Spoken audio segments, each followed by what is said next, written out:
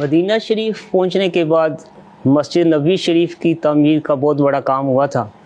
اس کے بعد اہم کاموں میں کون سا اہم کام کیا گیا تھا؟ مدینہ شریف پہنچنے کے بعد نا، یہ مدینہ طیبہ کی جو مقدس سرزمین ہے، آپ اس کو کہہ سکتے ہیں کہ یہ پہلی اسلامی ریاست قائم ہونے کا سلسلہ شروع ہو رہا تھا. کو مکی دور جو ہے یہ تنگی والا، آزمائش والا اور مصیبت والا دور تھا. اعلان نبوت کے بعد مختلف طرح کے مسائل کا سامنا وہاں رہا، تو باقاعدہ سے اسلامی ریاست کے قیام کی صورت یہ مدینہ طیبہ سے ہوئی. مسجد نبوی شریف آپ اس کو یوں بھی کہہ سکتے ہیں کہ یہ اسلامی ریاست کا ایک مرکز تھا، اور اہم ترین جو کام ہوا کرتا ہے نا وہ ہے افراد سازی. مسجد نبوی سے متصل جانب شمال ایک باقاعدہ صاحبان وغیرہ بنایا گیا جسے صفہ کہا جاتا تھا. چبوترا بنایا گیا، یہ اصحاب صفہ کا چبوترا تھا. اس پر حضرات صحابہ کرام علیہم رضوان حضور انور صلی اللہ تعالی علیہ وآلہ وسلم کی خدمت اقدس میں حاضر رہتے. میرے آقا ان کی تربیت فرماتے، سیکھنے سکھانے کے سلسلے ہوا کرتے تھے.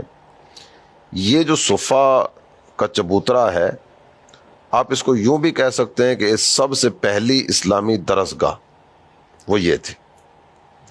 ان کے رہنے سہنے کا انتظام تو یہاں ہو گیا، کھانے پینے کے حوالے سے آزمائشیں تھیں، تو کھانے پینے کے حوالے سے جو معاملات وغیرہ تھے وہ پھر اہل مدینہ اس میں اپنا کردار ادا کرتے.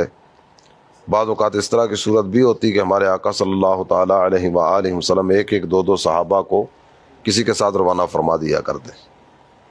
اس میں بہت اہم کردار ادا کرنے والی ایک شخصیت حضرت سعد بن عبادہ کی رضی اللہ تعالی عنہ.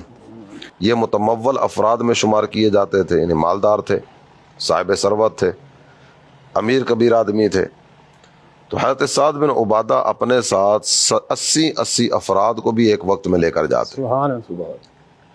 مدارس دینیہ کی خدمت کرنے والے یہ خوش نصیب ہیں کہ یہ اسلامی درسگاہ قائم کرنے والی شخصیت میرے آقا کی ہے، اور ان کے کھانے پینے کے انتظام کرنے والے محبوب کے صحابہ ہیں. یہ اقدامات تو کیے جاتے تھے، لیکن ان اقدامات کے باوجود بھی تعداد بعض اوقات زیادہ ہوتی، اور کھانا کھلانے کا جو انتظام تھا اس میں کمی کی صورت ہو جایا کرتی. تو بھوک کے حوالے سے بعض اوقات کئی طرح کی چیزیں سامنے آتی ہیں. حدیث کی کتابوں میں نا کچھ اس طرح کے واقعات وغیرہ بھی ذکر کیے گئے کہ نماز کے دوران جب وہ قیام کی صورت ہوا کرتی تھی تو بھوک کی شدت کی وجہ سے بعض حضرات